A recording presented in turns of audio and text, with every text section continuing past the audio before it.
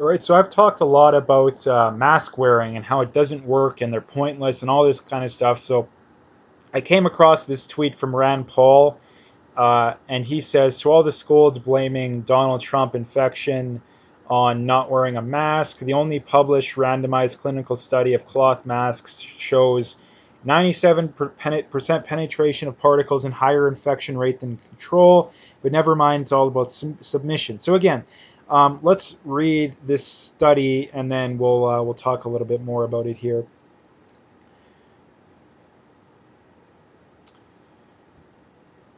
All right, so it starts by saying the aim of this study was to compare the efficacy of cloth masks to medical masks in hospital healthcare workers. The null hypothesis is that there is no difference between medical masks and cloth masks. The setting 14 secondary level, tertiary level hospitals in Hanoi, Vietnam.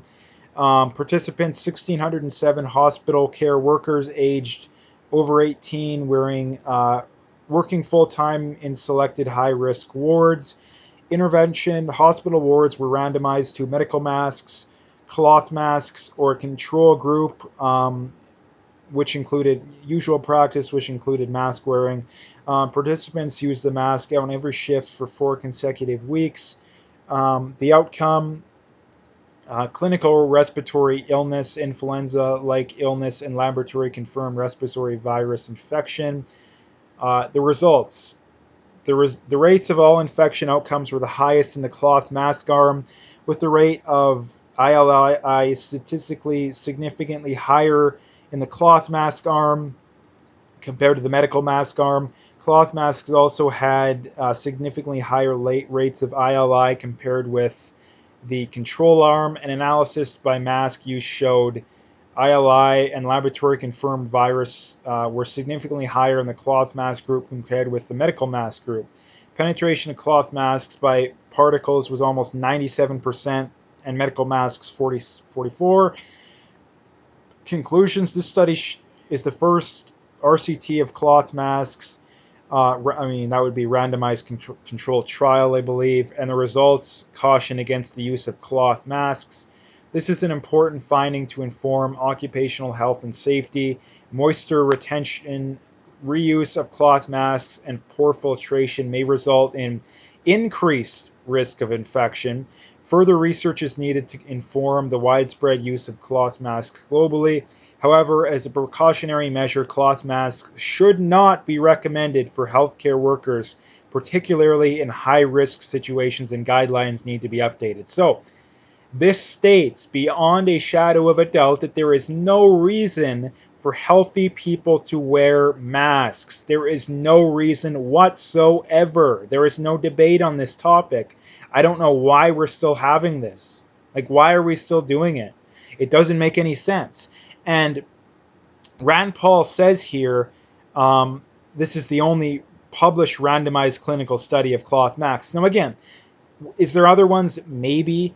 Um, but here's the thing. I mean, number one, Rand Paul is a doctor. He is a medical doctor, so he does know more than the average person. He's not just some random politician giving his opinion. He is a literal medical doctor. So his opinion should be taken with a little more weight than the average politician or the average person. Number two being, I don't know for sure if there's any other actual clinical studies, but given the fact that the governments and all these governments that have mandated masks have never given any examples of these studies, I would bet money that the studies don't exist showing that masks work. And again, another thing to point out here is that these were people who work in hospitals in high risk situations. These are people that are exposed to these kind of not exactly the current you know quote unquote virus that we're being that we have now. These are people, like I say, that are literally in these environments on a daily basis, and the cloth masks still did more harm than good. The average person, even in an area with a lot of cases, isn't going to be exposed to anywhere close to the amount of negative, potential things as opposed to one of these healthcare workers. So again, the question I have at this point is The evidence is clear. The evidence is clear. And again, I don't like to make definitive claims unless you, but I think this is one time when you can make a definitive claim, in that we know, like I say, that masks do not work. And here's the thing. If there was evidence to point towards it, the government would have given said evidence. They would have published said evidence. The only evidence that they've given us is Japan wore masks, and or they always wear masks. They've been doing it for a long time, and they weren't hit that hard. Therefore, masks work. Okay, well that's just classic correlation causation fallacy right there. That's classic correlation causation fallacy, because on the flip side, one could easily say Sweden didn't wear masks, then the virus is basically non-existent there. South Dakota didn't wear masks, and they were pretty much average when you compare it to states. Florida was one of the first places to reopen, and they didn't start to get hit hard until like 2 months after reopening. So again, there's plenty of examples of anecdotal pieces that disprove or contradict the idea that, oh, Japan, the Japan example, right? And here's the thing. They'll play, oh, why can't you just wear a mask? Well, no. Extraordinary claims require extraordinary evidence. You know the old saying, right? The group of people that wants to radically alter the way we live, and again, let's not pretend that wearing a face mask doesn't radically alter the way we live, especially a cloth one. And again, too, this is another massive lie that these people tell that I cannot stand. There is clear evidence that wearing a mask, especially a cloth mask, can have negative effects. This is something that they vehemently deny, which is complete bunk. And there is a literal, controlled clinical study that disproves that. These are the people that like to talk about, oh, listen to the science. You know, you guys are climate deniers and all this kind of stuff, and you don't believe in science, right? Even though that they don't actually have a lot of evidence to back up the climate change. But again, that's a different story for a different day. But again, why are you ignoring the science here? Why are you ignoring it? And the reason that they're ignoring, again, people probably ask, okay, well, why do the majority of people, if the evidence clearly points to the contrary, why do most people go along with it? Well, most people go along with it because they're completely oblivious. They're completely oblivious. Now, again, it's not the vast majority of people, but I think that a good probably 70, 80%, maybe even upwards of 90%, depending on the issue, of people have absolutely no idea what they are talking about at all. They could not be more ignorant. So if the government tells them to wear a mask, even though they told them not to wear a mask 2 months ago and the masks don't work and they'll do more harm than good, the average person's attention span is so short that they don't even remember that. They don't even remember it. Tam and Fauci both said, I've seen the clips a million times, especially with Fauci, saying masks do not work, do not wear them. And here's, the argument that they always say is, oh, they didn't want to panic the population.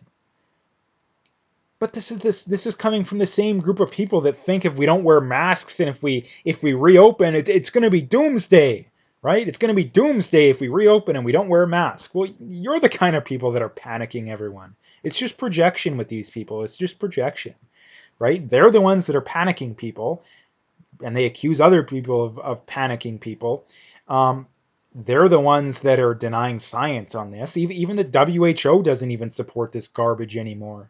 Right? The most discredited organization in the world is even flip-flopped, and the most biased, or this would be the equivalent of CNN starting to talk to, endorse Trump. Like this, that would be the equivalent to that. Like, again, like, and here's the last point I wanted to get at here, because this is, I've gone into all the other stuff enough, in that this is something that after this whole situation, this whole virus situation, no one will ever convince me, not even close, that democracy is the best system. In fact, I would argue democracy is a terrible system, because, not because it's not good in theory, because in theory I think it's a decent, I still think that it's not good regardless, but in theory it's better than in practice. For the simple reason that democracy is basically, if 51% of people believe something, that means it's going to happen. It's fact. It must be true.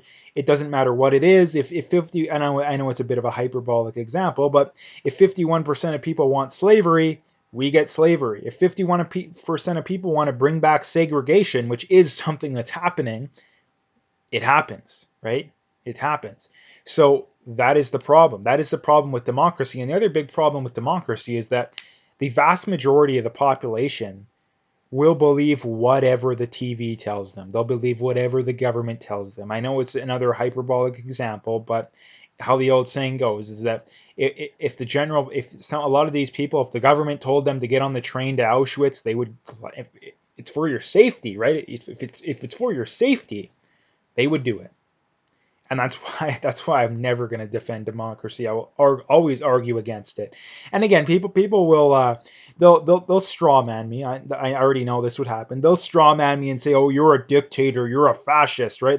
I know exactly that's what they'd say. But no, the reality is that I'm against democracy because not because I'm a fascist. I believe that we should have much more decentralized systems where if people want to have a communist run area, they can have their communist area. If people want to have a socialist area, they can have their socialist area. If people want to have their libertarian area, they should be able to have their libertarian area. If people want to have a centrist area, they can have that. Things should be massively decentralized, that these ideas of these massive countries and because everyone in Ontario and Quebec wants something, therefore the rest of the country should have to do it, or the left's argument that the US should have a direct democracy. So if California and New York vote for something, then the rest of the country has to go along with it. That's absolute insanity. That's absolute insanity, right? So again, that's just the last thing that I wanted to bring up. So anyway, if you liked the video, make sure you hit that like and subscribe if you haven't already. Make sure you follow me on Twitter, BitChute, Parler, all those kind of things. Again, people always ask, what can we do to make a difference out there? And the way that you can make a difference is, like I say, the big one, speak your mind. And the next biggest one, you got to support people that are putting out the actual good information. So anyway, like I say, check out those links in the description and stay tuned for more.